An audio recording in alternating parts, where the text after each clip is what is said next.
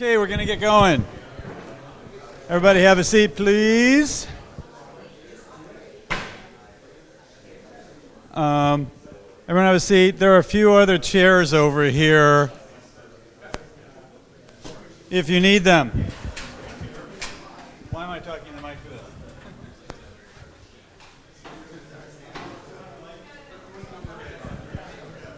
Okay, we're starting.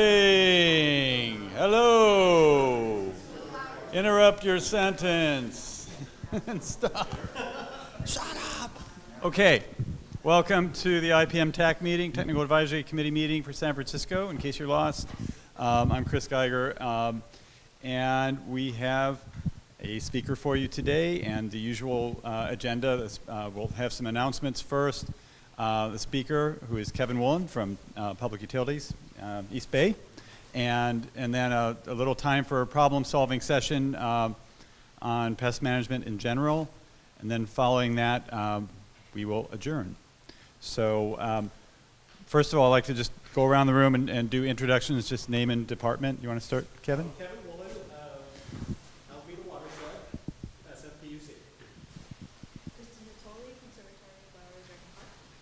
Lisa Gerto of Pestec. Matt Pruitt, Record Park. Warren Boy, Record Park. Seedheads,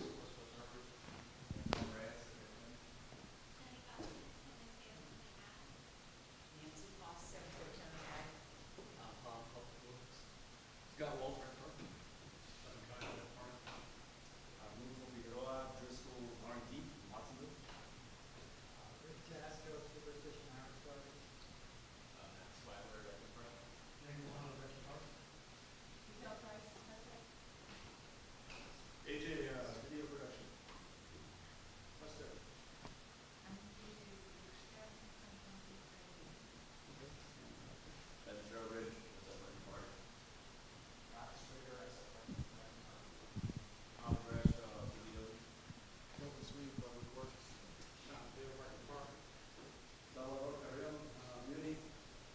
Thank you. So, in case you didn't notice, we're doing videos these days, courtesy of Pestec. Thank you very much for this, and we're trying to get it down on the sound. We have a little, I got a little tangled up last month, so bear with us. Announcements. I mean, first of all, does anyone else have any announcements to make? Like events, accomplishments, kudos, anything? Yes, Luis. We have so we applied for and received a citywide exemption for a new material, Solentra. It's a cholecalciferol rodent bait, is the active ingredient. So it's a vitamin D3 rodent bait. This is the only rodenticide that we have that can be used outdoors in natural areas. And so we're rolling it out in different places, and the hope is that this is going to be more palatable than or accepted better by the rodents than the previous cholecalciferol bait that we had, which was Terrad 3. So we will give you an update when we have that. The other one is that SF TAC. I think we talked about it previously. This is a rodenticide that's a birth control. So we hope to do a pilot with that very soon at Pier 96, which is the Recology transfer station. So those are the two main updates right now. And rodent control. Thanks. Anyone else? Announcements.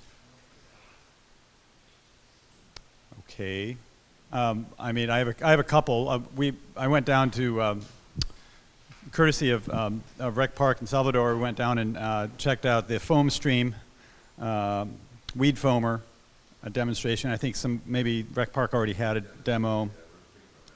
Yeah. So. And they were trying out down by Isla Creek along the walkway there, where they have all pavers and lots of weeds popping up between the pavers. So we'll see how that works. But relevant to that, next month's speaker is Cheryl Woolen. So Cheryl is the UC IPM extensionist for Southern California. She's a weed specialist. This is her thing, and she's been testing out some of the mechanical weed control methods, especially steamers and foamers, and doing some comparisons. So it should be really interesting. She's going to come all the way up here and give a presentation. So it should be a good session. Another announcement is we have a grant proposal to extend our work on the low-income housing, follow-up on low-income housing pest prevention efforts. And you might recall that we had spent a couple of years working with Pestec and with Mayor's Office of Housing and with about 12 different developers to install pest prevention elements into low-income housing around San Francisco as part of the rebuild for the San Francisco Housing Authority. And now we got through the first hurdle on a DPR grant for that, so we're writing that up now. And it's due December 19th. So if everyone in the room crosses their fingers, maybe we'll get it. It's like $140,000.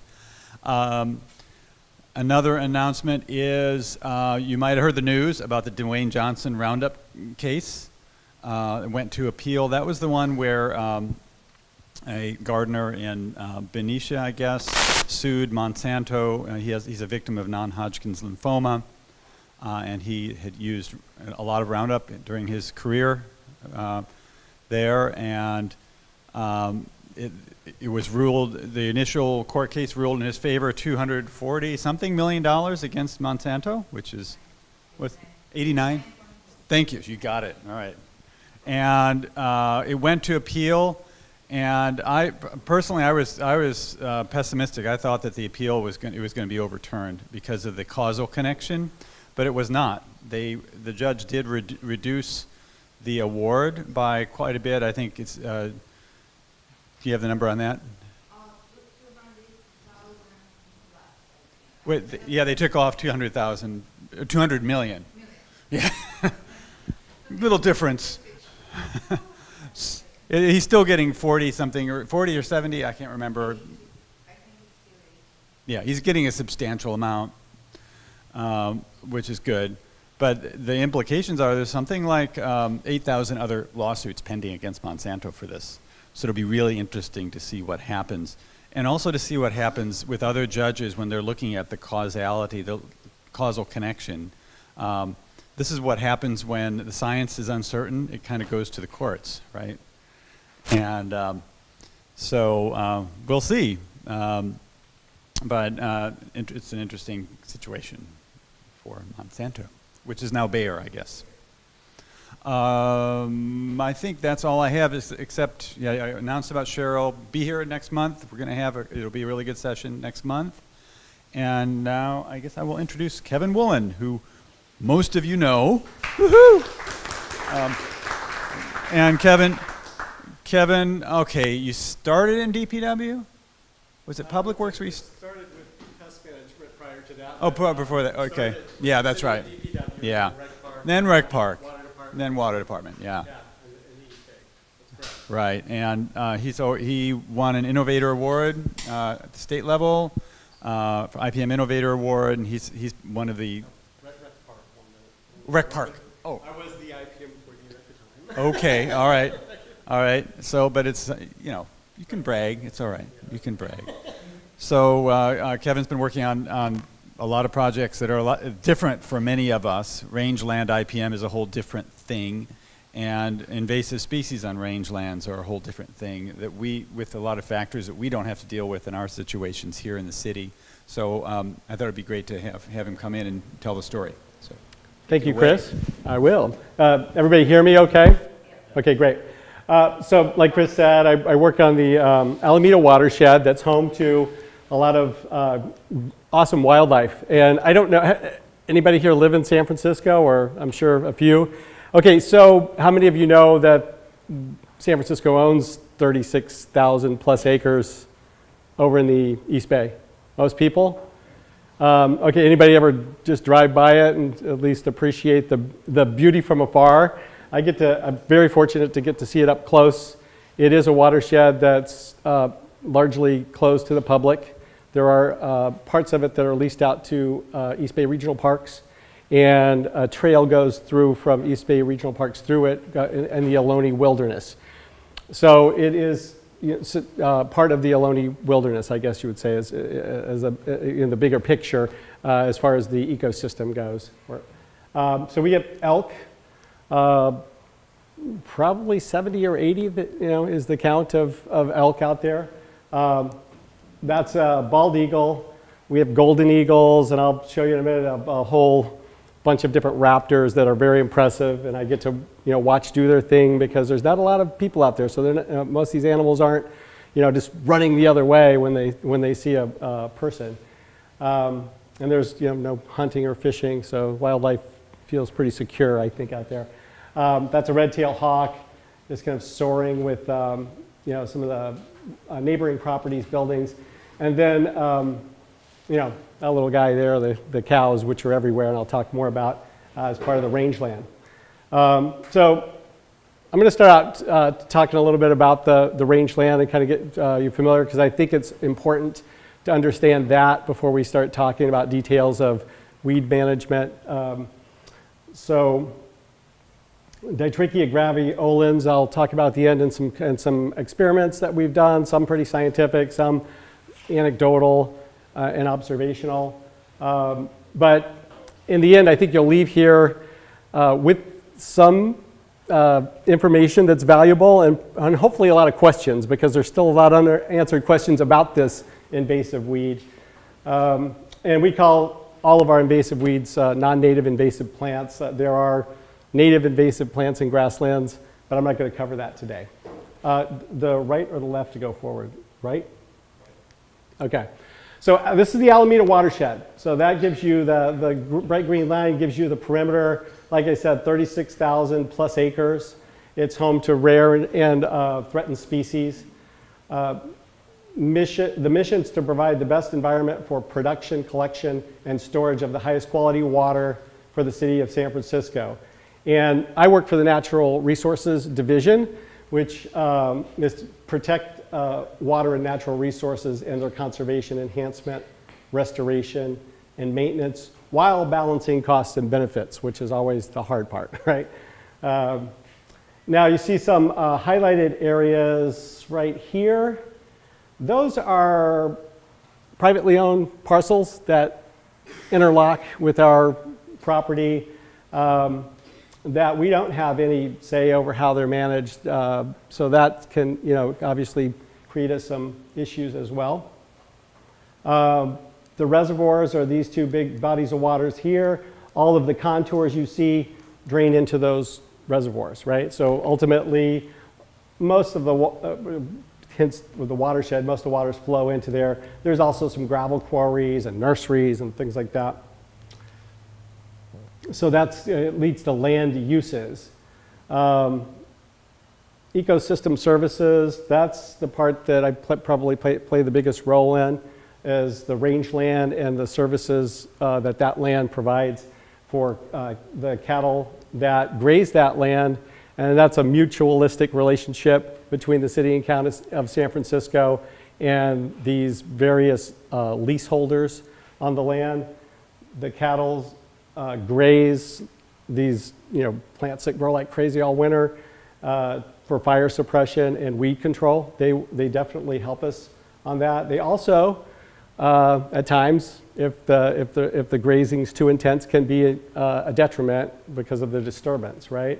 So we have to balance that. We have ecologists and biologists and rangeland managers that work with our leases to make sure that the right amount of cattle are in there. The water and supplements are put in the right spots to make sure they're grazing in a way that's not negatively impacting our lands, because it can cause erosion, several other things. I also work with water supply and treatment, so the people that actually make sure that all the valves are in the right position, the filtration's working like it's supposed to, and the water's flowing to the city at the rate that demand requires. This is a giant infrastructure project. Does anybody here know about the Calaveras Dam project? Everyone pretty much familiar with it? Okay, so there's the Calaveras Reservoir. We're rebuilding the dam, or building actually a new dam, and all of the materials, or most of the materials, are taken from the site, from our lands, and then put to build this new structure. and eventually the height of the reservoir will go over the old dam structure. But you can see that causes a lot of disturbance, right? And CEQA requires that we offset or mitigate these impacts by enhancing habitat. So we have these biological habitat restoration sites, BHR we call them. And I also work closely with them on pest management and trying to help them in the restoration process. And this is a little different than maybe some habitat or natural areas, if you will. These are actually a requirement. So we have to meet certain reductions in non-native plants and increases, if you will, in cover of native plants. So there's a requirement to it. Then we talked about the gravel quarry. This is just one of the commercial things. There's also these big nurseries that I interact with to make sure that they're complying, doing the best I can to make sure they're in compliance with our ordinances and state regulations, this and that. So that's kind of the job in an overview of it, right? We do have tiger salamanders, red-legged frogs, whip snakes, and some pretty rare birds. I don't know how rare if they're actually endangered, but merlins, they're not very plentiful out there, but I see one occasionally. And I also have had an opportunity to talk to Hans Peters, who's like a local there, and he literally wrote the book on raptors. He's got a published book, so he's kind of fun to catch out there on the rangeland. He's got permission to go out there and do surveys and studies. So IPM, I view my role as safeguarding, making sure that we're not doing anything out there when we're controlling these pests that is a detriment to our mission statement. And I take that seriously, as does our regulatory compliance. So the other thing, if you work for maybe a smaller organization, we have a staff of people that I vet things through. It goes up to the regulatory compliance folks, legal experts on the subject matter, ecologists, biologists that kind of look at this, making sure that we're not having an adverse effect. We're getting the desired result, which is helpful for me. But safeguard the water quality, the natural resources, and the ecosystem services, which also, it doesn't include the cattle, but there are other things that we want to make sure we're protecting out there. The mitigation sites I talked about, rangeland production. So that's my primary function. I'm assigned to rangeland, okay? So I get kind of involved in all this other stuff because I'm a subject matter expert. But rangeland production, productivity is the key. So if it negatively impacts forage, I need to begin to find out what process we're going to use to reverse that effect. And typically that is weed management. So again, it's maybe a little different structure. It's not aesthetic. Nobody cares what that looks like out there so much. It's strictly, my triggers are these plants going to negatively impact the flow of water, fire or flood, cause fire or flood problems, because we have liability if that spreads from our property to neighboring property, so, and vice versa. So I work with a lot of neighboring organizations and weed management areas, things like that over in the East Bay. And you can see how it's easy to fall in love with the protection of this land. It's beautiful. This is just some tarweed, native plant growing. In the background, you see the rolling hills with oaks and other scrub communities on it. I talked about our herd of elk, native plants, wildflowers. That's a black-shouldered kite with a little field mouse. That's one of the not Kevin photos. The rest of these, most of these are my photos, but there are some that aren't. Kestrels, that's a burrowing owl. Again, there's several nesting pairs of bald eagles and golden eagles out there. And then red tails are as common out there as probably pigeons in the city. They're just everywhere. Same with kestrels. They're pretty common. So the pest, largely it's invasive plants, but we also have wild pigs, and this is some of the disturbance they cause, and that's right on one of our mitigation sites. So we have a responsibility via the permit that we got to manage these wild pigs. There's also, they're rangy, so that's also an effort that takes place across different boundaries, property boundaries, things like that. This is... Can we ask questions while you're talking? if you'd like, yeah. Probably slow me down a little bit. Now, how do they control the feral pig? Okay, so feral pigs are trapped and euthanized. That's the state regulation. If you trap an animal, you can't move the animal. And the population's such that population control is necessary, especially on large parcels of land where there is no hunting. So it is a problem. I've seen hordes of like 60 or 70 wild pigs flying across the landscape. And they can reap havoc in more ways than this. They can also contaminate water quality because they carry a lot of disease and bacteria as well. Invasive plants, like I said, is sort of the top of our list. This is some artichoke thistle, which is one of my top weeds that I call them the cowboys or the ranchers. They don't like this, but cattle won't eat it. If cattle won't eat it, or they'll stay away from the area that it's in, it causes problems for us. Yeah, they want that rectified, and I'll talk a little bit about control of each one of these in a minute. This one is ground squirrels, and when I first got there, it's like, what's the big deal about a couple of ground squirrels? And of course, cattlemen will tell you maybe a cow will twist their ankle or something, such thing like that, or anything that might harm a cow is public enemy type of thing. And I don't subscribe to that. There are things that I have to take in. I have to kind of make an opinion as to what's fact and what's just sort of hype.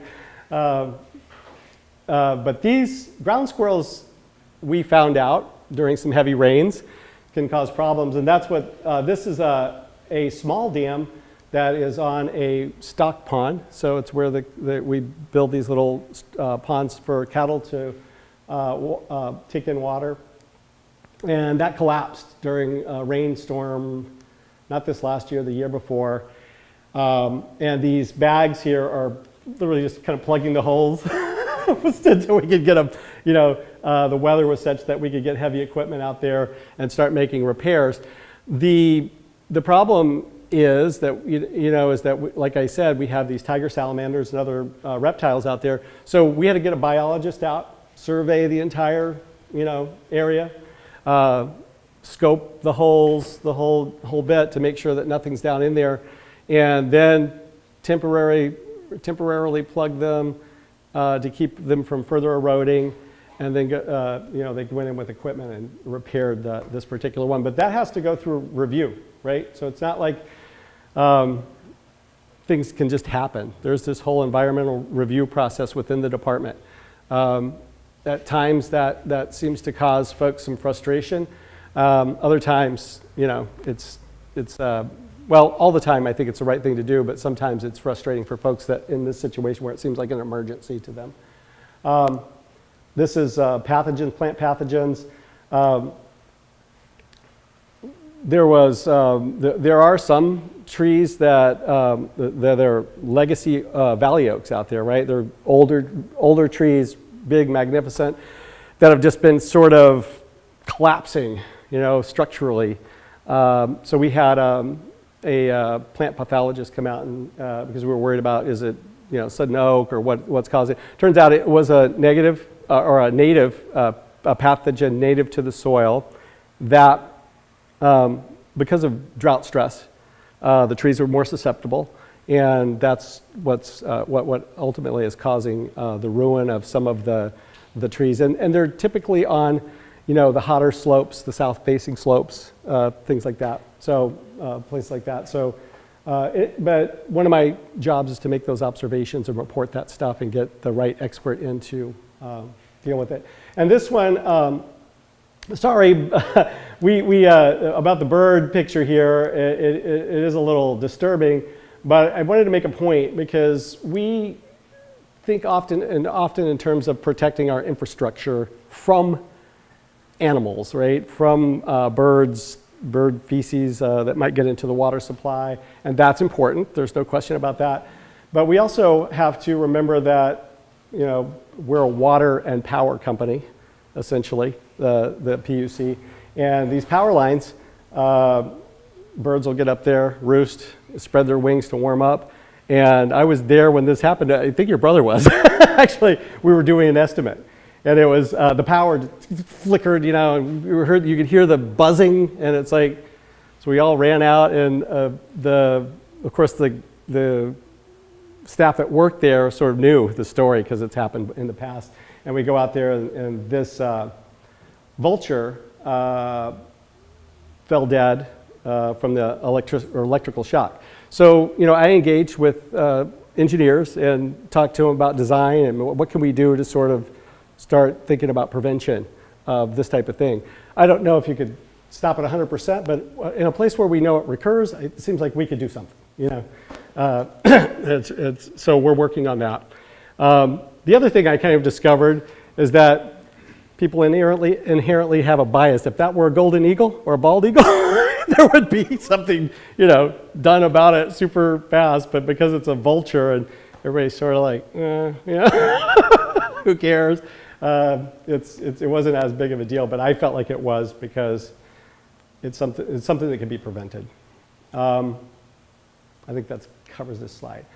Non-native invasive plants, it takes up about 75–80% of my time. The rest of this stuff a lot of it's contracted out. I interact with the contractors, follow up, and monitor. But the actual work out in the field is with these non-native invasive plants. Medusa head or Teniathrum is it's just a grass. You think, what's the big deal? Don't cattle eat grass? Well, not all grasses, right? So this particular grass, high in silica, has these really long twisted awns that look like Medusa's head. That's where it gets the name, right? So that cattle won't graze. And it has a minimal impact, but it has an impact, not so much immediate, because it grows in the season where most of our native grasses are senescing. It is the thatch that it produces that chokes out the native grasses the next year. Once the thatch builds up, that impacts rangeland production. So we have to work on this one. We've tried mowing. There's some research out by Di Tommaso and Kaiser about some applications with Milestone. We did an experiment with that. The thing I don't like about that particular method is that it does impact forbs that that provide a lot of nutrition for cattle. So we've got to be careful when we make decisions. It's not just will it impact the grass, and it will. I believe it did.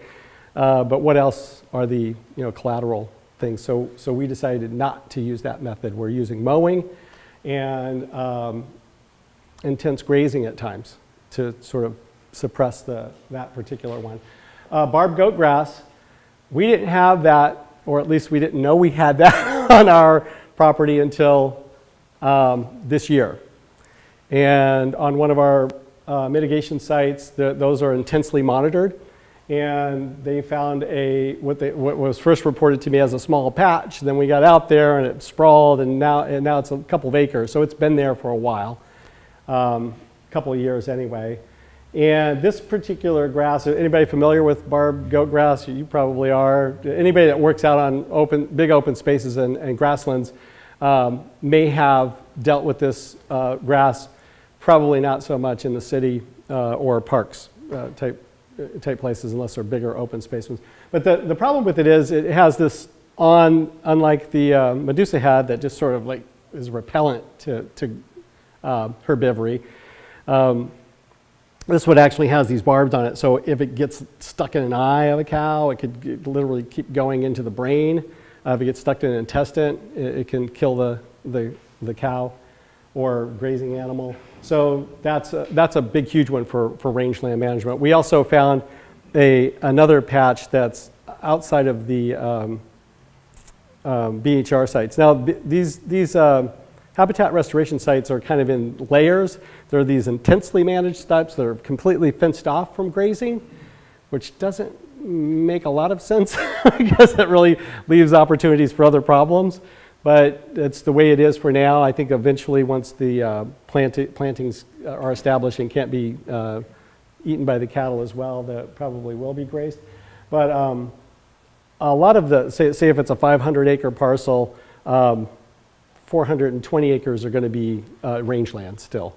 So I'm definitely intensely work on those parts.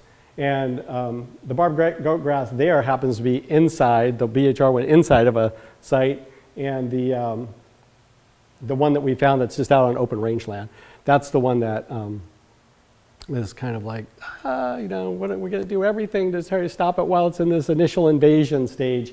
So that's huge on my radar. You know, purple and yellow star thistle are widespread on the rangeland, and we have we also contract with Alameda County Ag and work with weed management areas to help control that. Dittrichia graveolens, or stinkwort, I'll talk a lot about. That's a picture of it there, sort of in its more mature stage, probably late August, early September, before it really starts setting buds, and it definitely hasn't flowered yet. And then the artichoke thistle that we talked about. And you know, artichoke thistle is fairly easy to control. Dittrichia would have been if we would have caught it earlier. It's not something, as I talk about in a minute, that's like, oh, it's got all these superpowers and can recover from everything. It's an annual plant, and we know that we can manage seed production, we can manage the plant. That's what we know for sure about annual plants, right? So that one can be controlled easier than some of these other ones. It's very difficult to control widespread infestations of grasses in grasslands. That's a tough one, okay? Without impacting other things that we use the grassland for. So I'm going to talk more about stinkwort. Artichoke thistle is another one that's not so bad to control. It's an aster, so prolific seed producer, but and it has a sort of short-lived perennial. It could last up to 3 years or so, but you can dig the taproot out and pretty much wipe out a population in a few days of hard work. And it's not that widespread. It's scattered patches around the watershed. So there's a lot of information up here. I don't expect people to memorize that. I'm hoping to get this up on Chris's website. But it is important to know and intimately know the target pest. And people that have been doing this for a while know that, right? I see Luis go, yeah. So this is an annual plant, to 3 feet tall. Actually germinates in late winter, early spring, and it can germinate throughout the summer season. Usually when I find it happens when we kind of pull up or mow a big patch of it, then these smaller ones come up. I don't know if they were already germinated and just latent in the soil and bolted once they had that light and nutrients that they didn't have to share. There could be a mechanism for that internal in the plant. But the biggest thing to know about this for someone who's trying to control it is it has this sticky, resinous, oily layer that is intensely aromatic and nauseating at times when you're working in it. It can give headaches, hand pulling it. It definitely can give a person dermitis. We've worked in it, you're hand pulling it, and I've got the little rash myself, and so have other people's work on it. So that's not really a great solution because the health and safety of our people are as important as managing this. Some people might ask, well, why control it? And that's been asked of me before. It seems to be a ruderal weed, which is just disturbed soils. The problem is we have a lot of those on rangeland because cattle walking through a pasture, elk walking through it causes some disturbance. Little mudslides cause disturbance. Pigs cause disturbance. Turkeys cause disturbance. Vehicles out there doing biologists monitoring. That is all some level of disturbance. Habitat restoration, dam projects, creeks flowing and drying, ephemeral pools of water. All of that is some level of disturbance in the system. So there are a lot of places where it can spread to, take root. And I'll talk a little bit in a moment about how we start to monitor how it moves through our property, which is also a really important thing to know. It's difficult to control mostly because of that coating on the leaf. It's hard to get herbicide to the actual cuticle of the plants that can be absorbed and translocated. Germinates in winter. I talked about that. One of the last annuals to emerge, and it's also one of the last. Another important thing to know about. It's one of the last to senesce, and it is day length dependent for bud production and flower production. So the fall equinox is what triggers it to flower, and then for anywhere from 2 weeks after that to a month and a half after that, it can be flowering. And a lot of that depends on what kind of slope it's growing on, how shady it is, how cool, those type of things. The plant is amazing in that way. It does really seem to have all these little, not to over anthropomorphize a plant, but they have these little inherent traits that are meant for survival. They evolve these coatings to keep animals from eating them. They evolve these long thorns, these weird awns in silica just because of herbivory. And then nowadays, more modern era, we try to control them in different ways. Seeds are short-lived, 3 years. That's another important thing to know. So you're not going to have to, some of these annuals may have seeds that live up to 15 or 20 years in the soil. These are pretty short-lived. And that's good. That tells me 3 years of intense management, I can make a serious impact. As long as we can come up with a way to manage them. They're propagated by, spread throughout the watershed by wind, rain, surface water, animals, clothing. May also be introduced and spread by vehicles and cattle feed, hay, that might be brought in as a supplement and spread out. And I've seen it, in some of our worst infested areas. And we have some hay fields, some leases that folks grow hay. That have Dittrichia on the roads beside it, so the seeds could blow onto that. So it's not a real far reach to imagine that hay might be one of the problems. And then we already talked about it, where it might be found. So here's I think it's Cal Ipsy's website has plant profile on it, and you can see the spread. You can see the spread throughout the state. Ground Zero is right where I work. It was thought to be introduced in San Jose or Milpitas, in that kind of area. Anybody have any other information on that? That's at least one of the documents I read. So, and the graphic sort of shows that. There's the concentration of the dots, and then it sort of spreads from there. And then this is the invasion curve. And it would have been great if we would have done more here. It would have been okay if we would have intervened a little more here. And I say we, weed management community, right?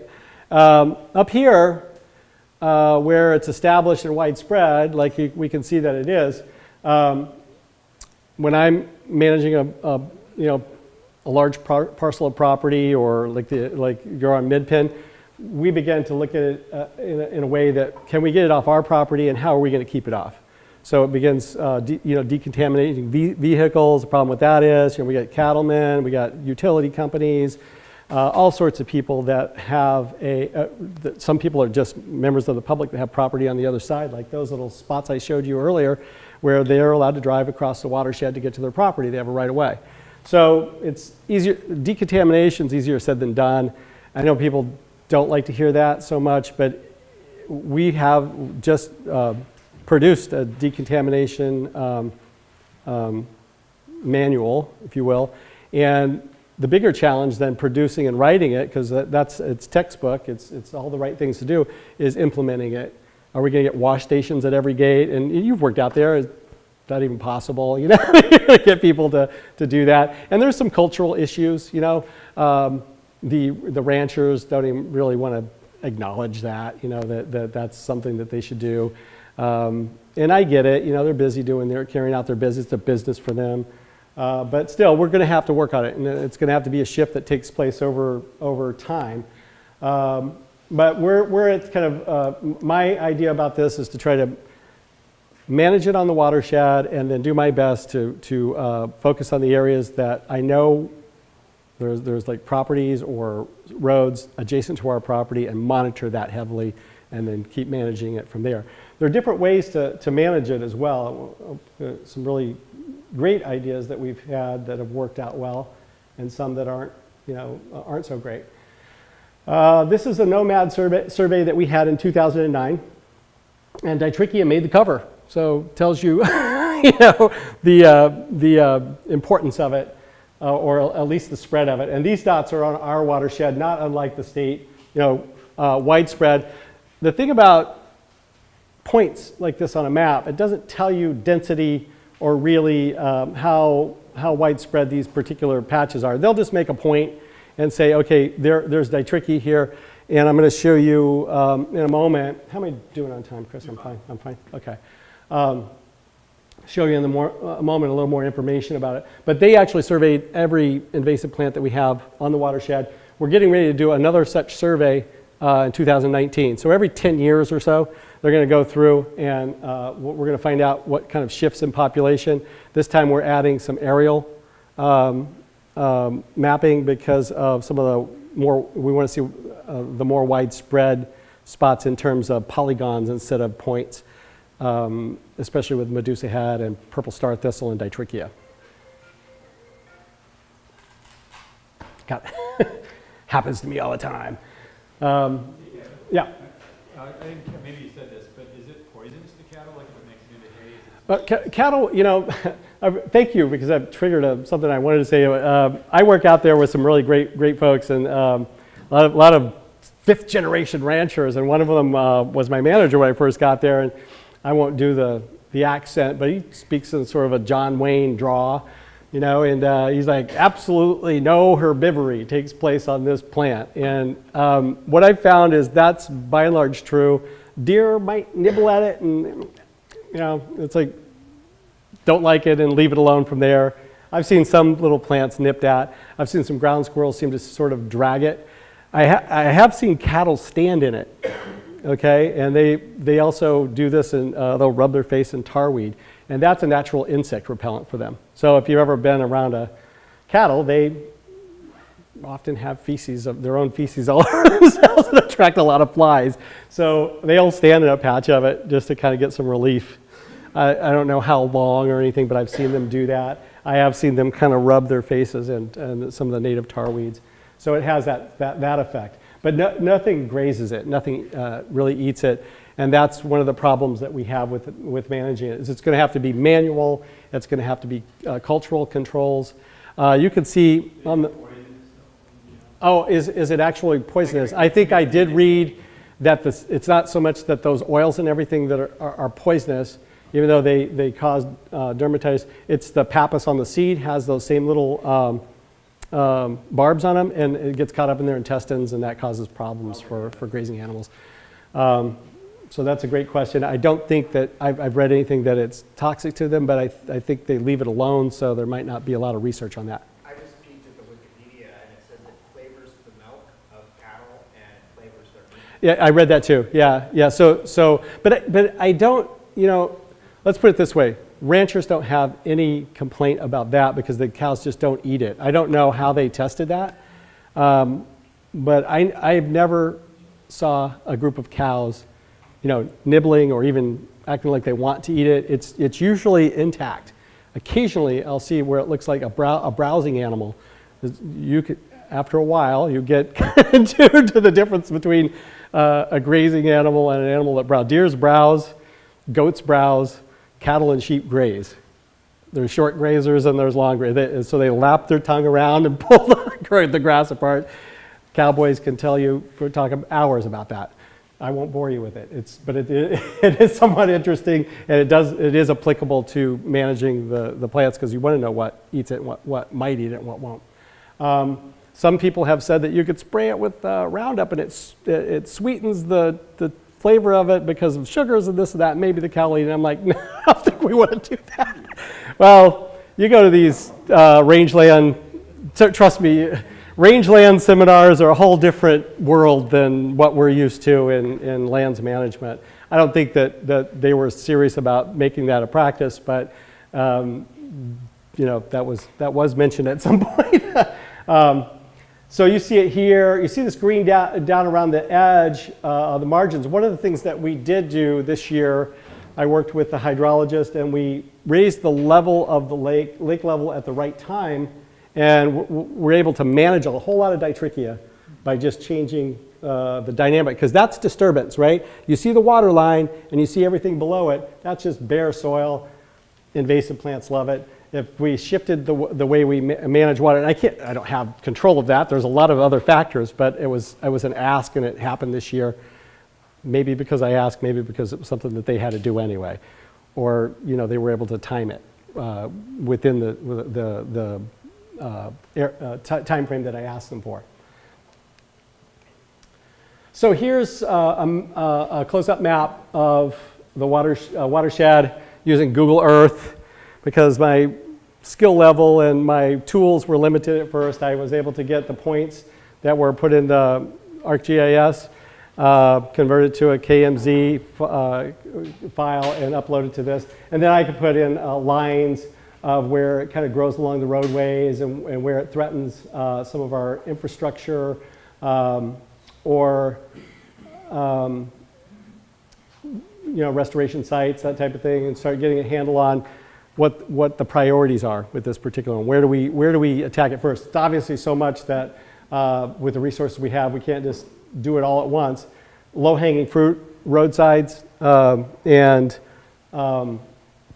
these BHR sites where we know we have to manage it for legal requirements. I don't even venture onto the gravel quarry. That's so disturbed and so much. And in fact, that's one of the routes of entry. Rachel Brownsey did some research that gravel, in fact, is, you know, they put gravel on all the gravel roads out there, is most likely the way it was initially introduced. And then it kind of spreads from there. Cattle, you know, again, will walk by it when it's got the seeds on it. Those seeds readily stick to their legs, and then they're laying in all these little cool spots that are gullies and things that they also travel a lot and disturb. And it just, you can begin to really get a picture of how it spreads across the land.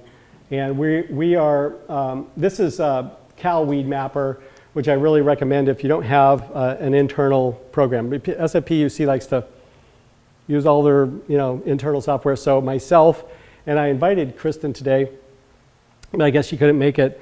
We're developing a weed map collecting app that's on my tablet. So when I'm out there, I can just take points.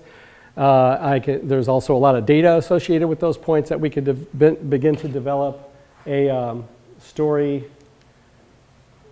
about the way weeds spread, how we might best control them, where they're most vulnerable, the time of the phenology, time of year that they flower, this and that. So you can see, you know, kind of down here, the not highlighted part, that there's, you know, scattered dense patches. Before, with just a point on Google Earth, you can store it, but it's not in a table. It's not easily sorted and related. With this, you can relate it to the raster file. I have some terminology now. I took a few classes. Right, so I'm able to do a lot more with this than I was with my previous system.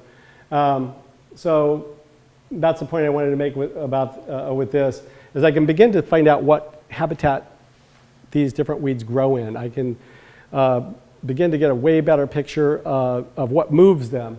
And I have a graphic on that in a little bit with a different weed than Dittrichia. But you can see the benefit, right? You get a lot more data, you have a lot more information at your disposal by using a mapping system like either the California Weed Map or some internal one. Didn't you say that you guys also built your own app for collecting map points that give you this kind of data that you can sort and you can find out, okay, how many do I have in this section of town, for instance, or this zip code or that type of thing. So that's what we're trying to do with this.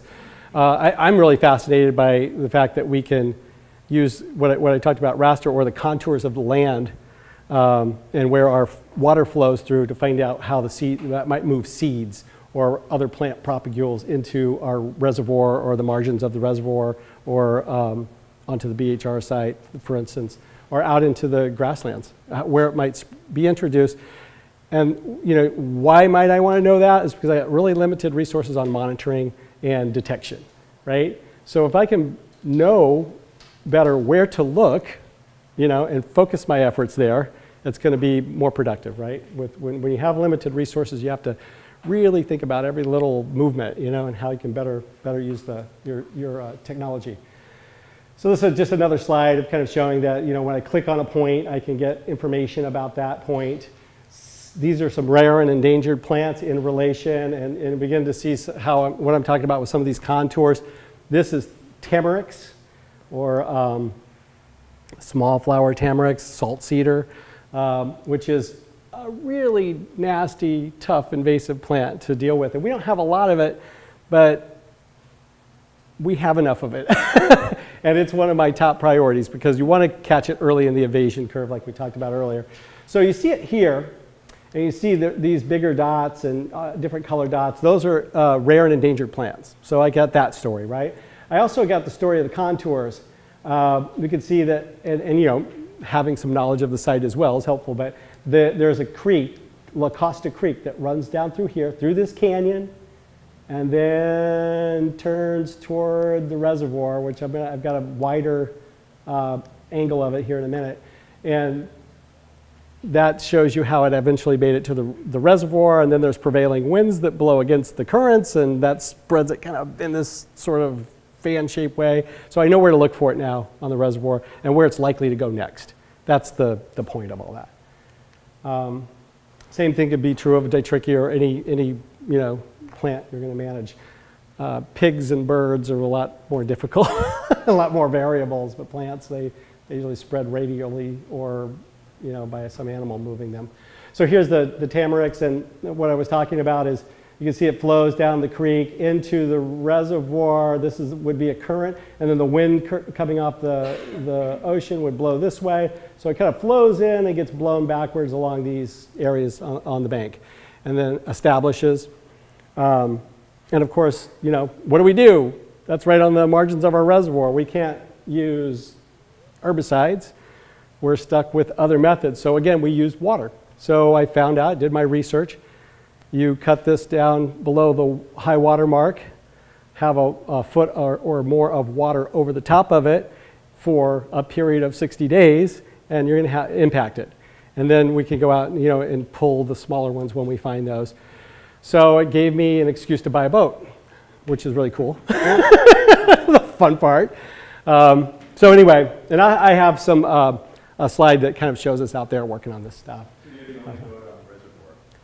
Well, the watershed keepers and biologists, there's limnologists, and there's people out there that do all the, all the management of our water. There's not a lot of boats out there, and if they are, rest assured, it's for some activity that's important to the quality of the water.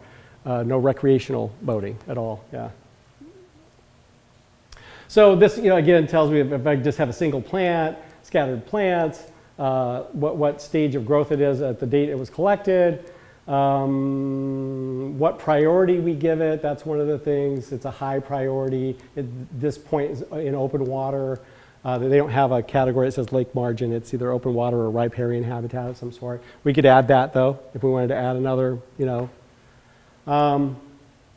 and it's on the Alameda Watershed. It tells who collected it, when it was collected, so that we can also get a time, begin to develop with it, not just these spatial analysis, but temporal. We can find out how long did it take it, from our first observation to get to this point, right?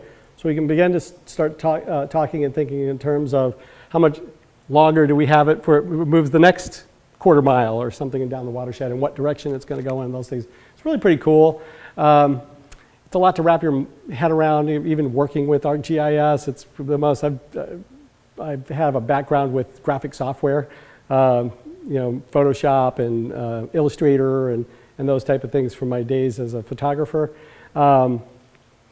This is way harder. It just is. It's not intuitive. There's things that you got to know, all these different file formats and everything. So it's something. But luckily, we have a couple of experts in the department that all I have to do is kind of basically tell them what I envision, and then they help me bring that to fruition, which is awesome. So then we work with all this information and data we're collecting and start developing these plans. So, which include mapping and inventorying and site history. We're working on them now. This is any of you familiar with the Nature Conservancy has a template for these weed management plans. So what we've done is taken that, as you do with a template, and make it our own, adapted it to our needs for different sites. So the BHR site might be different than a rangeland site, or we have a nursery that went out of business that's highly disturbed and just a weed bank right now. So we've got to develop a plan for that. So I'm working a lot on that during those months where it's a little slower of actually doing the weed control. So I spend a lot of hours filling out these different plants on a given site. This one was for Arundo grass on the Arroyo de la Laguna. It's always hard to say that one fast.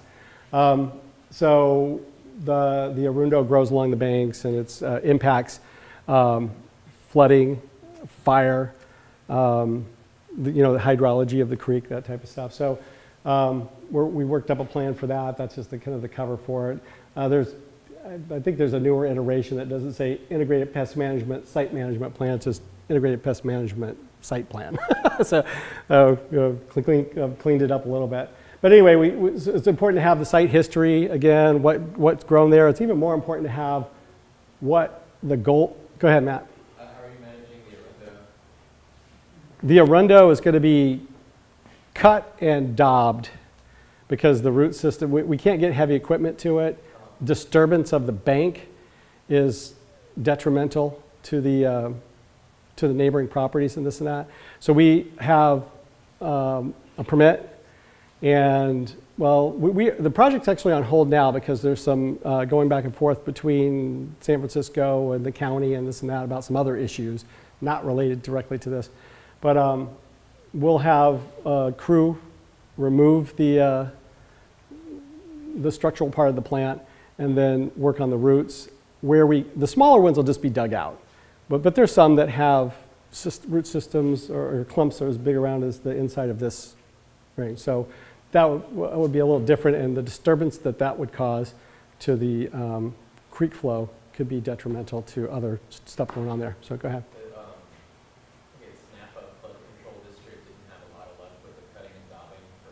That's why we have a 5-year plan instead of a 1-year plan. It's not going to be a one-time deal. We know that.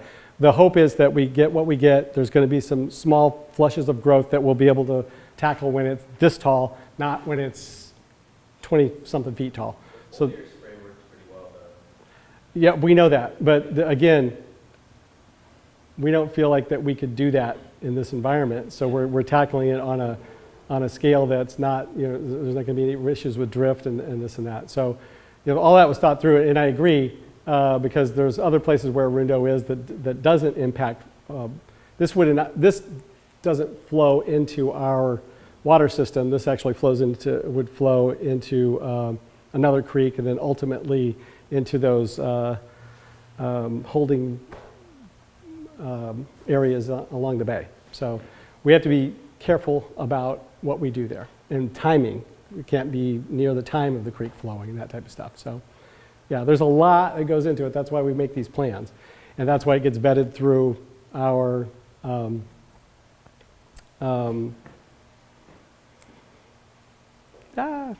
we talked about it earlier, regulatory staff, yeah. So all that's been discussed.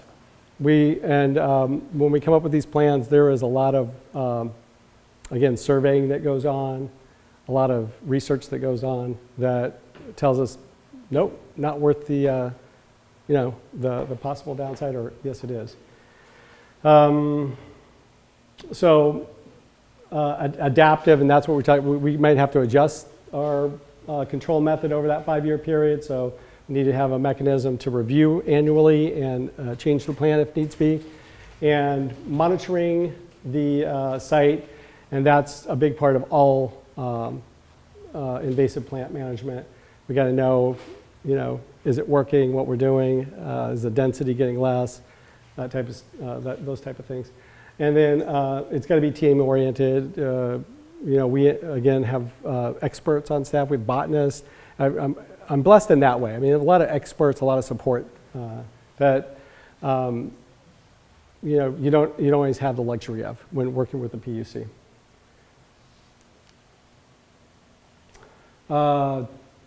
Okay, treatment and field trials for Dittrichia. Back to that.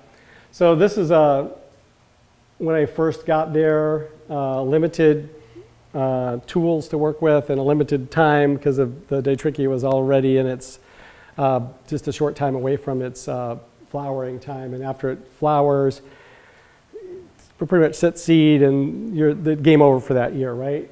So I tried burn down. This is axe, right? And this is untreated. 24 hours is all it takes. Boom. And an annual plant, once it sets those buds, that energy from the roots that wants to have it grow, right, which is what it's doing all summer long, is subdued anyway. So the chance of recovery is not that good. You could not use axe in this way or burn down in this way 2 or 3 weeks earlier than this, because the plant would recover and would produce seed again. It wouldn't be as much, definitely going to impact production of seed, but it's not going to kill it like it did here. And I found that out in subsequent uses of it in the next season. But the good news is this is the same site 2 days ago. Okay, so you can manage it, right? Like we talked about. We know that it's got a short-leaf seed bank. All that back there that's green, that's Dittrichia, okay? It went all the way from the road, all the way out into this big flat. And then you can see it going up the hillsides too. No more up the hillsides. This was all hand-pulled, all hand work up there. A lot of weed eater work, of mowers. We did different things, trying to see what's going to work for us with this particular one.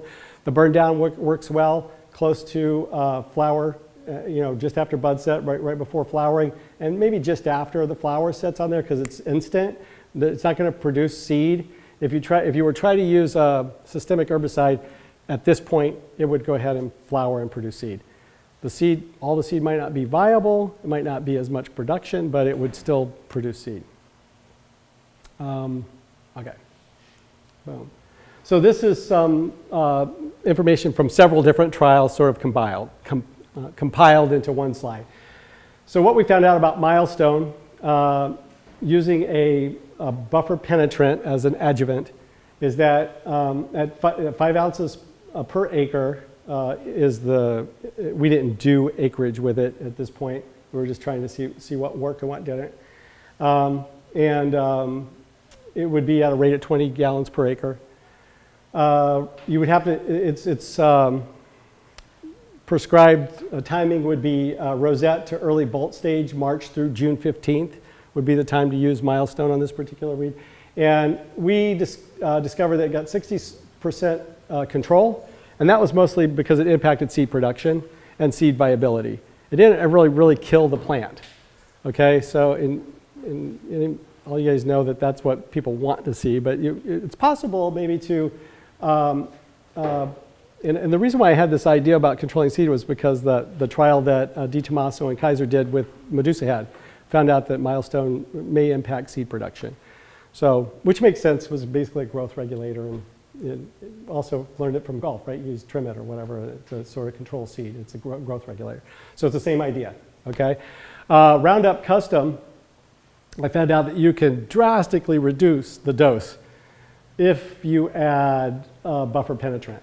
So what that does, particularly in the case of Dittrichia, is that it's got this resinous, oily layer on it that just, I think, an herbicide and an oil probably wouldn't penetrate very well.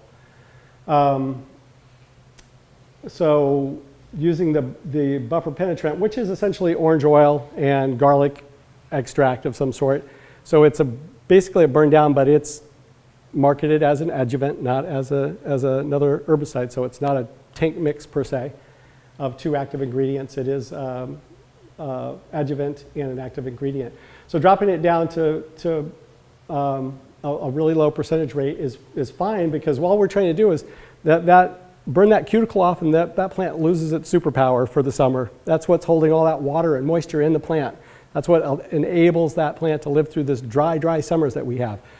Burn that off of it, the plant doesn't function very well. It might recover for a little bit, it may recover enough to set some seed, but you add this little bit of a systemic herbicide to it, that stops that recovery process. Yeah, that was in its my right. question. Yeah.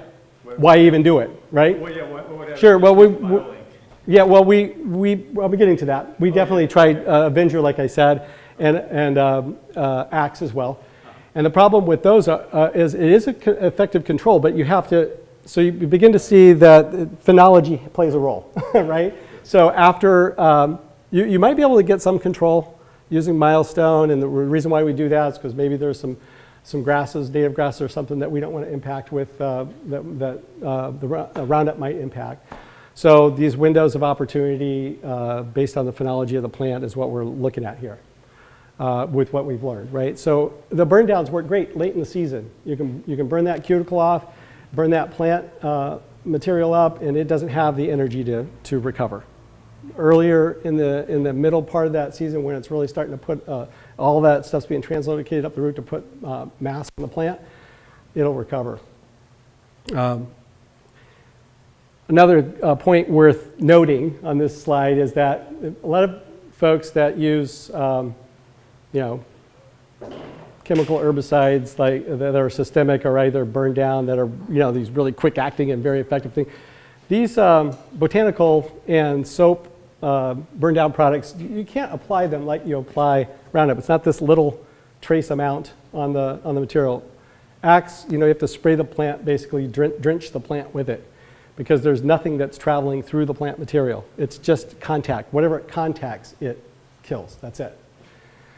Again, why would we bother with something like Tamarix or Stinkwort? It's fire and flood and erosion. It causes different problems on the land. So that's why we do it. It impacts forage for the cattle. Okay, so IPM practitioners in action. So we got my favorite little buddy here. He's a ravenous rodent eater, as are all those raptors. But here's a picture of, I've got a couple of great seasonal workers. And this was a slide years ago, so disturbance, and there's our artichoke thistle, a big stand of it. So we had to go and treat that. Some of it was on the steep incline. And again, we wanted to get right down on top of the plant, not just kind of try to treat it from above and get messy with our application. We wanted it to be direct. Where we could, we just dug out the tap roots and done, right? That's what his old battle axe is for, and his Pulaski. That was supposed to be my joke. I'm the battle axe. Okay. Okay. So anyway, we could dig the ones out on the ground, but for human health and safety reasons, that wasn't really possible here. And also, it's a slide, so you don't want to go disturbing the slide, erosion, all kinds of other problems that go with that, right? So we basically tied the rope off to this rig here, and Nick went down the hillside and took those things out by cutting and giving a quick application, daub type application. And this is the Tamarix we were talking about. So we're on the boat and cutting that down below the high water line, and you can see it's at the high water mark instead of down really low. So it was an opportunity. And plants are opportunistic, and IPM professionals need to be just as opportunistic. When we find a choke point or a point at which we could use naturally occurring events to control these weeds out there, that's what we shoot for. you know, when it involves health and safety, sometimes scale, then we might have to resort to other means, but mostly this is what we do. You know, we put up raptor perches around those little stock pond dams that you seen, and that was based on some research from UC Davis as to placement, because that's really, we found out that's really important. You can't just plop one out there. It has to be where prevailing winds will let that raptor kind of jump off the perch and hover while it goes down to the, goes down to pick up the rodent. Boom. So that's kind of it. I'm open for questions after that. Just want to share some stuff that we've learned, tell you a little bit about the watershed. That's a harrier. That's the second one out of all the photos. That's another one. That's not mine. You need like $10,000 camera equipment to get those photos. Okay, so any questions about any of this, or anything that anybody else wants to share that they've learned about it? Yeah, I'm curious on your Dittrichia treatment table on the Roundup. You mentioned potentially replacing with. Oh, thank you. Yeah.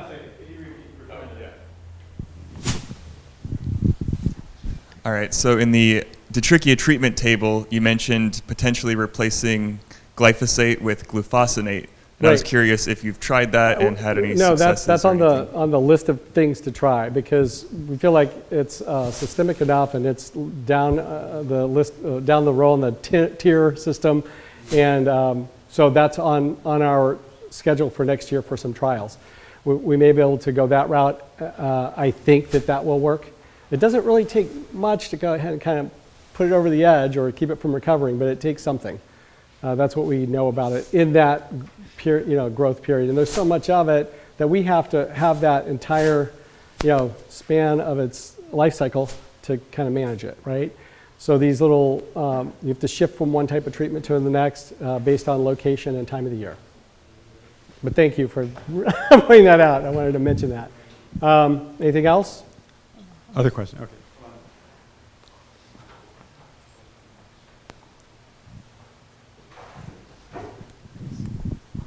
Did you ever try 0.5% of Roundup without BioLink? Yeah, we have. In fact, Don Thomas did some research on that, or did some trials on that, and found out that did work. It's going to be slower, but I think he tried it on invading where some coyote brush was invading grasslands, if I'm not mistaken. But he did some tests on that. And it is true. I think there's a couple of things that are really important here. And another thing I didn't mention is nozzle selection is important. We all buy these solo backpacks with the adjustable cone nozzle that can shoot across the room or be made into this hollow cone. But what we're supposed to be doing is, going by and treating this plant. Well, a hollow cone is probably not the best selection for a nozzle for that type of treatment. A solid cone is the best. And if you try to, I want to just hit it with that jet, to tighten up that thing so you don't have that hollow effect, then you're using a jet that just kind of bounces off the plant and isn't very effective either. So Solo sells a nozzle, T-Jet sells a nozzle that is a solid cone nozzle. I found those to be very effective. It's kind of like you get a very thorough coverage, and we're using something like burn down. That's really important. So that's one thing. That little pressure gauge that's inside of your backpack sprayer, it's really important to know about that and how that relates to your nozzle and potential drift. And used to give some classes on that at Rec Park, because that was one of the ways that you can also reduce use, because those other nozzles just it's a lot of flow that you don't need, and winds up being another way besides dropping that percentage down. So when you use that nozzle, the right pressure and that lower percentage, and get better, more thorough coverage on a plant, you can definitely control it, and you can use a lot lower percent of whatever the active ingredient is. Yeah, that's awesome. I'm surprised 0.5% works so well. That's great. It does on this plant with that, with that buffer penetrant. So, but I've found too, everybody's kind of seems to be locked into 2% or something with with glyphosate, you can, 1% definitely is fine for most things. Mostly what we're controlling, what annual weeds. You get into some of these heavier, tamarix or something like that. That's a beefy root system and a well-established woody plant. Yeah, we get to change that thinking. But for most things that we deal with that are these herbaceous annual or short-lived perennial plants, you could definitely drop the percentage. Yeah. And I would make that policy. Anything else?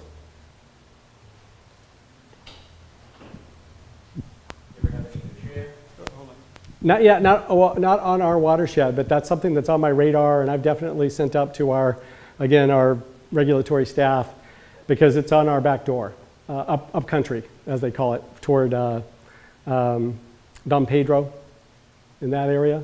It's maybe within 50 miles, which is definitely the range of that animal. I just had a question about cutting and leaving it in place. What's the latest in its stage do you think you could cut and leave it in place? I'm glad you asked that question. I kind of get through these things and my mind forgets to bring that. So for manual, we do a ton of manual removal with this weed. So there's a point where a couple of weeks, because we know that about that phenology of day-length dependency, so it might appear to put on a flower and maybe even a few seeds, but they're not going to be viable if 2 weeks before that period you get them, you put them in a pile, and another precaution you could do is just tarp them, in place, right? So I know there's also some research that suggests that it will produce seed, and that might be true, but viable seed's a whole nother story, right? So we've tested, we've done a couple of seed viability tests using different methods, and there's a threshold that the plant won't produce viable seed when it's pulled and piled in place. We wind up bagging it. I don't know if that's the best method either, when it's getting closer to seed production, where it will produce viable seed, or tarping it, and then it's coming back and removing the tarp.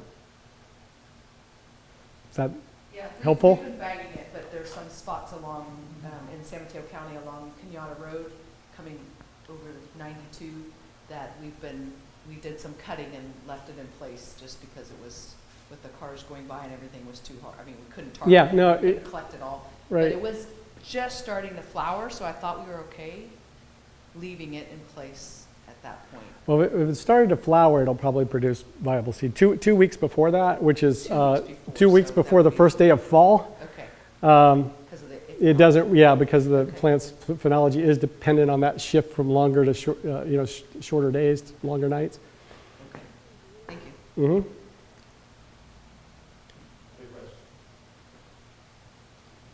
I finally got him tired of hearing me talk.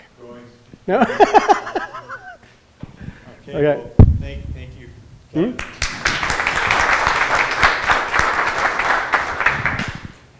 It's too bad we can't take the whole group out there because it's so gorgeous. It's such a beautiful place. It is a magnificent place. What's that? How many people fit on your boat? Yeah, how many in your boat? Okay, we've reached that part of our day when we kind of throw the doors open, and if anyone has any questions they want to ask the group or Kevin or anyone in the room, or problems that you have you'd like advice on, now's your chance. So usually when I ask this, there's about a 15-second silence, and then someone finally raises their hand. So I'll say it right now. The clock is ticking. Any questions for the group? 6, 7, 8. Wow. Okay. Not a single one this time. Okay. Well, I do want to remind you about Cheryl Woolen next month. That's going to be a great session also, and she was very anxious to come up and share her findings. And I know Salvador, MTA is using the foam stream. I'm curious, do you guys have any results with Rec Park on the foam stream machine? Perfect. Tried on artificial turf, the seam between the walkway and where the artificial turf meets, and seemed to burn down a lot of the shallow-rooted weeds. But I think that you have to follow up, like anything else, like any kind of weeding. Yeah. So it didn't sink in deeply enough to get the roots. What kind of grass? Some plantain. It works pretty good on annual bluegrass and things like that that grow in the crevice. But we're gonna see. We may trial it for a few months to get a better idea. It's just a one-time shot that we've seen it in action. So. Are you all familiar with the foam stream machine?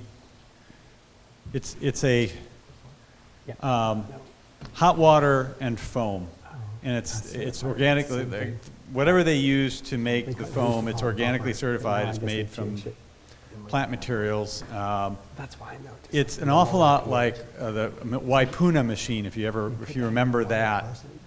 And we tried it here at Rec Park years ago. Bob was around, probably. Bob, you were here for the Waipuna trials, right? Oh, totally. Yeah. What about it? Well, because we were comparing with a foam stream. There's a foam stream thing. Oh, yeah. So we're looking at another hot foam. Yeah. When? When? Yeah. Well, Are you getting equipment? you just tried it. How about a flea trial? Flea. Yeah. We're trying to kill fleas we have a huge flea problem that's derived from the coyote den, and the hot foam might be worth treating the top of the soil if you're getting it soon, because it's great on gum. And the hot foam was for weed control was definitely a better application than hot water. Hot water was a lot of water. And, it worked to some extent, but the hot foam really does concentrate the heat long enough where you put it, use a lot less water. The only problem that we found when doing trials with it was to make sure that there were no pets around, because the hot foam at that time was being made from sugar.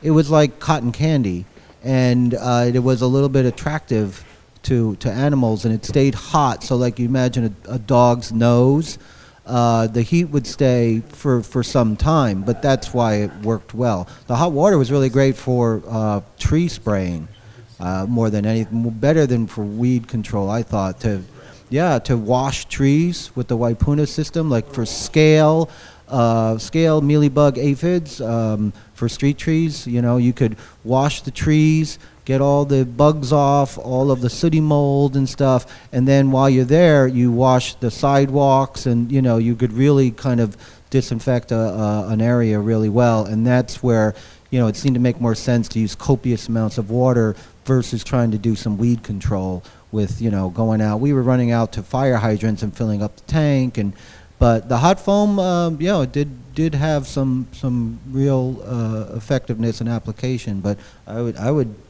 I'd like to try it on fleas, so maybe it's a one-time thing. Maybe I never need to do that again. But And I seem to remember this is like right about when I came on, when those trials were happening, or just before I came on.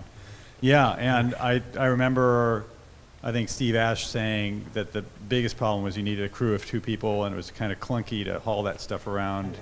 well, I felt at the time the best application was at the San Francisco Zoo when we were looking at this equipment, because they really were looking to do this as non-least toxic as possible in the zoo, and really had a diverse weed problem to manage. And as long as you don't need selectivity, right? Yeah, I just put it on the watershed It's and labor Dittrichia, intensive, and and then it's SF sort of the same Environment thing is we the went to the sponsor. Stanley steamer, which was also a decent tool, but what the problem turns out to be in the end is, where does the equipment come from?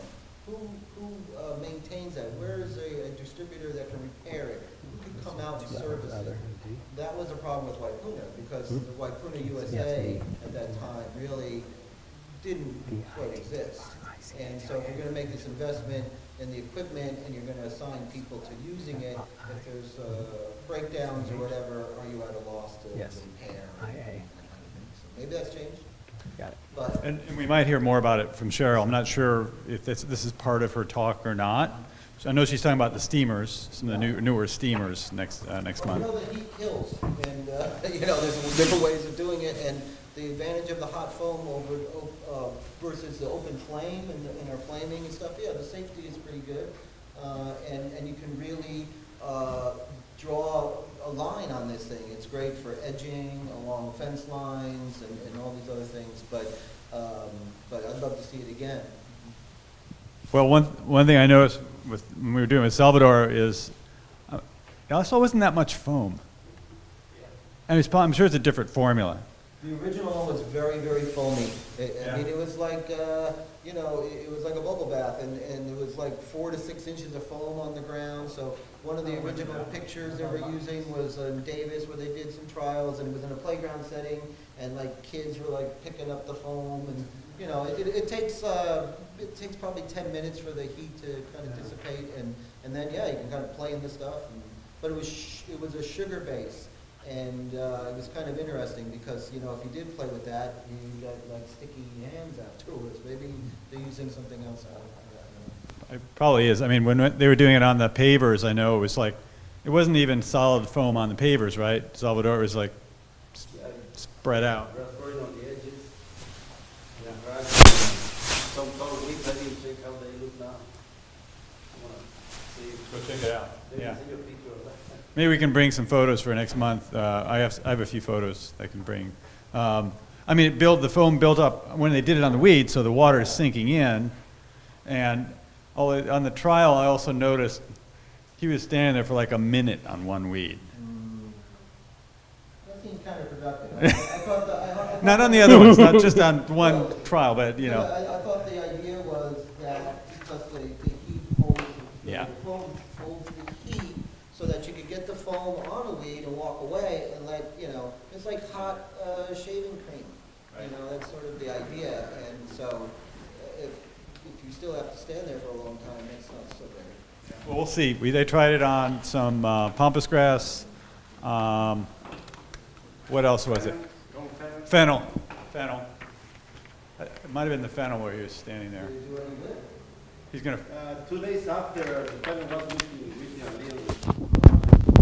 After 2 days. We'll see. So, okay. Any other... I'm still getting used to this microphone. Just a question to the group about Cape Ivy. Is anybody, if you're hand pulling that, I mean, any ideas of, can it go directly to the dump and we don't have to worry about regrowth, or is that an issue? I mean, just if anyone has any ideas. It's our dump. I mean, you're probably better off tarping it long term and in a pile that you can control that's separate from everything else, because it's really likes to regrow from any node. There's a couple ongoing restoration projects in Half Bay where they're pulling Cape Ivy and loading trucks with it because there's so much of it, and then taking it to the dump. And it's like, oh, I don't know if we should be putting some requirements on that it should be targeted first before it's Oh, so it's like the municipal dump? Yeah, municipal dump. Oh, I don't know. You'd have to ask them. But I mean, But we we'll. require deep burial if that's, I mean, Yeah. it's just curious. Like it does fine in compost, but I don't know. I think it would just like grow in the dump probably. You should try to budget as much time as you can to go back like once a month. That's kind of the only place I've seen success on it, is if, you know, especially with hand removal, is if you have like with the Conservancy, we've had a lot of success with people just walking in a line like within arm's reach once a month, and you'll find stuff almost every time, and then they'll actually have success. But then there's also patches that I've been spraying for 5 years once a year, you know, like if you don't go back and follow up on it. They're not planning to eradicate it at this point. Oh, It's okay. just a mitigation. Okay, thank you. So you're just hand pulling, no spraying? Yeah. All right, good. Cool. Yeah, it kind of depends a lot on what the practices are in that landfill too, and what daily cover they're putting on it, and how big of a volume and so forth. So, any other questions for the group? I think we're almost out of time now. Okay, thank you again for joining us, and maybe give another round of applause for Kevin. We'll wait for you.